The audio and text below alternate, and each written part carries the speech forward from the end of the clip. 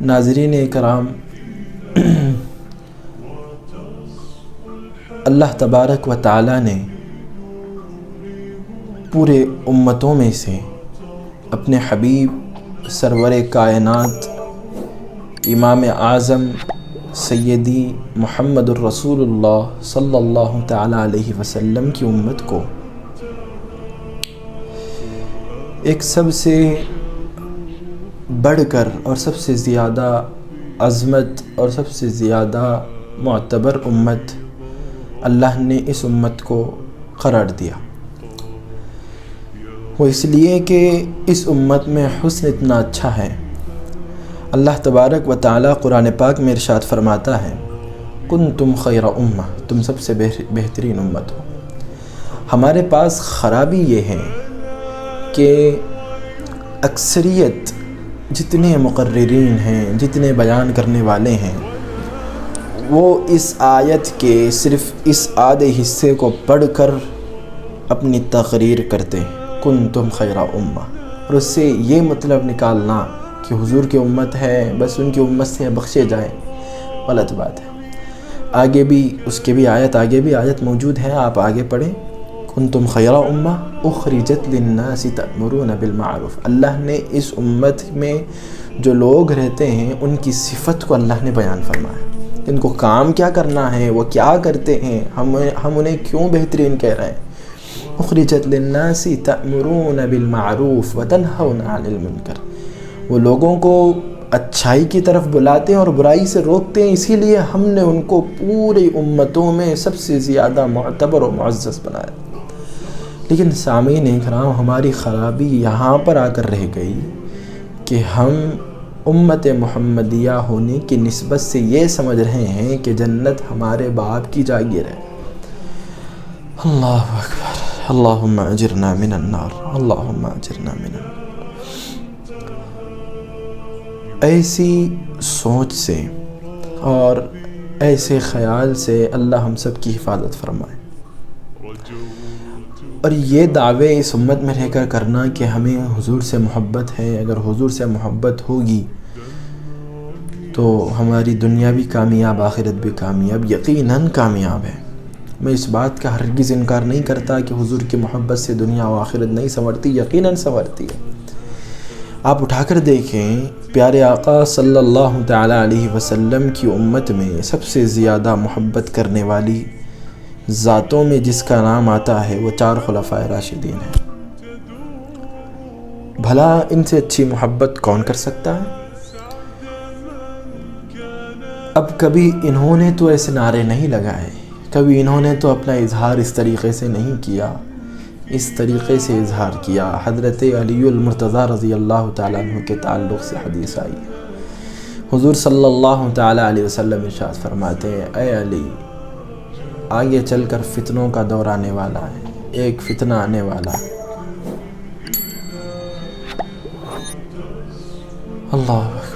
حضرت علی المرتضیٰ رضی اللہ تعالیٰ عنہ فرماتے ہیں، اگر ہم ہوتے تو ظاہر بات ہے سوال پوچھتے تھے، وہ کیوں آئے گا، وہ فتنہ کیسا ہوگا، لیکن حضرت علی المرتضیٰ رضی اللہ تعالیٰ عنہ کا سوال یہ نہیں تھا، مولا کائنات کا سوال یہ نہیں تھا، مولا علی کا سوال یہ نہیں تھا۔ مولا علی نے کیا سوال فرمایا؟ یا رسول اللہ صلی اللہ علیہ وسلم، اس فتنے سے ہمیں کیسے بچنا ہے، یہ سوال فرمایا حضرت علی المرتضیٰ۔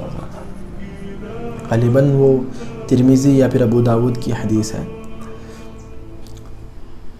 تو ہمیں ان کے نقش قدم پر چلنا ہے، جو دین پیارے آقا صلی اللہ تعالیٰ علیہ وسلم سے اصحاب نبی کو ملا، وہی دین کو ہمیں لے کر چلنا ہے۔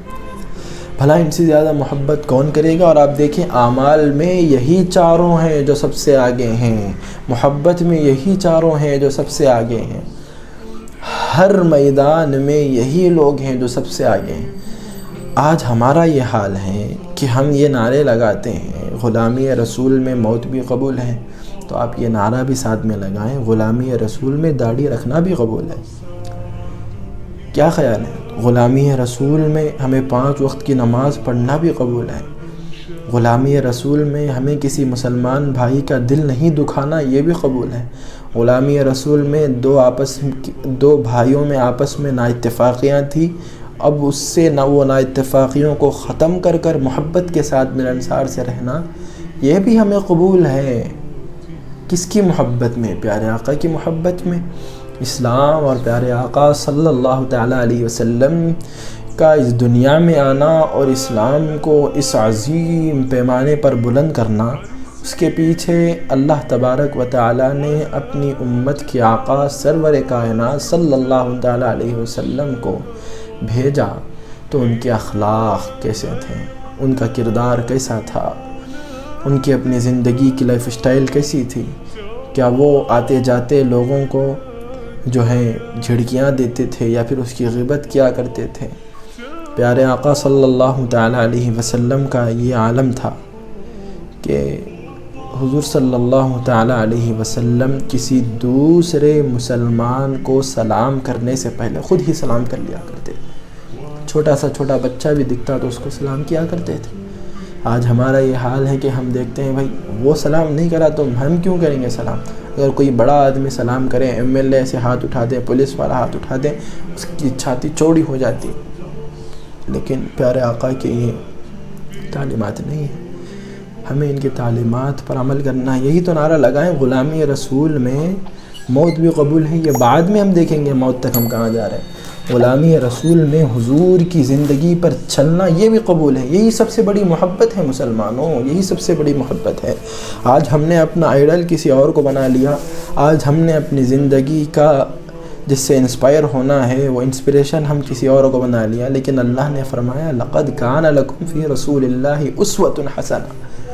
اللہ نے فرمایا کہ زندگی جینے کے لیے میرا رسول تمہارے نزدیک بہترین نمونہ ہے، بہترین نمونہ ہے۔ ہمیں ان کی زندگی کو اٹھا کر دیکھنا ہے کہ میرے نبی کا کھانا کیسے تھا، میرے نبی صلی اللہ علیہ وسلم کا پینا کیسا تھا، میرے نبی کا چلنا کیسا تھا، میرے نبی کا بیٹھنا کیسا تھا، میرے نبی کا اٹھنا کیسا تھا، میرے نبی کی اخلاق کس طریقے سے تھے، میری نبی کی زندگی کس طریقے سے تھی۔ ہم یہ ہرگز نہیں کہتے کہ نبی نے جو کیا وہ کریں گے، ہم یہ کہتے ہیں کہ نبی کے لیے جتنا ہو سکتا ہے وہ کریں گے، بس نبی کے لیے جتنا ہو سکتا ہے وہ کریں گے۔ اب نبی نے، پیارے آقا صلی اللہ تعالیٰ علیہ وسلم نے تو ہمارے لیے اب جو ہیں بہت ساری انہوں نے دعائیں مانگی۔ اب صحیح ابو داود میں ہے اور جامع ترمذی میں ہے اور دیگر حدیث کی کتب میں ہے کہ پیارے آقا صلی اللہ تعالیٰ علیہ وسلم دن میں کئی مرتبہ توبہ کے لیے دعا کرتے ہیں، اے اللہ میرے گناہوں کو معاف فرما۔ حالانکہ احادیث میں آیا ہے کہ باضابطہ طور پر حضور صلی اللہ تعالیٰ علیہ وسلم اپنے صحابہ کو بھی کہتے ہیں کہ جب آپ نماز میں تشہد پڑھ لیں تو اس کے بعد یہ دعائیں مانگو، اللہم انا نعوذ بک من عذاب جہنم ونعوذ بک من عذاب القبر ونعوذ بک من فتنة المحیاء والممات ونعوذ بک من فتنة المسیح الدجال۔ میں یہ پوچھنا چاہتا ہوں، اب جب پیارے آقا صلی اللہ تعالیٰ علیہ وسلم خود بھی پڑھتے اور صحابہ کو بھی یہ پڑھنے سے تاکید فرماتے، اللہم انا نعوذ بک من عذاب جہنم، عذاب کے جہنم سے میں تیری پناہ چاہتا ہوں، ونعوذ بک من عذاب القبر، اور قبر کے عذاب سے میں تیری پناہ چاہتا ہوں۔ یہ کس کے لیے پیارے آقا نے دعا فرمائی؟ یہ ہمارے لیے پیغام ہے مسلمانوں، وہ حبیب جس کے تمام گناہوں کو، تمام ہونے والی جتنی چیزیں ہیں، نہ وہ حبیب گناہوں سے پاک ہے، نہ اس سے کوئی گناہ سرزد ہوا، نہ اس سے کوئی غلطی ہوئی، کوئی غلطی نہیں ہے۔ اللہ نے فرمایا لِيَغْفِرَ لَكَ اللَّهُ مَا تَقَدَّمَ مِن ذَنبِكَ وَمَا تَأَخَّرَ۔ ایسے بہترین کردار کا مالک میرا اور آپ کا آقا سیدی محمد رسول اللہ صلی اللہ علیہ وسلم، اس کے طریقے پر ہمیں چلنا ہے، ان کی زندگی پر ہمیں اپنے آپ کو موڑنا ہے۔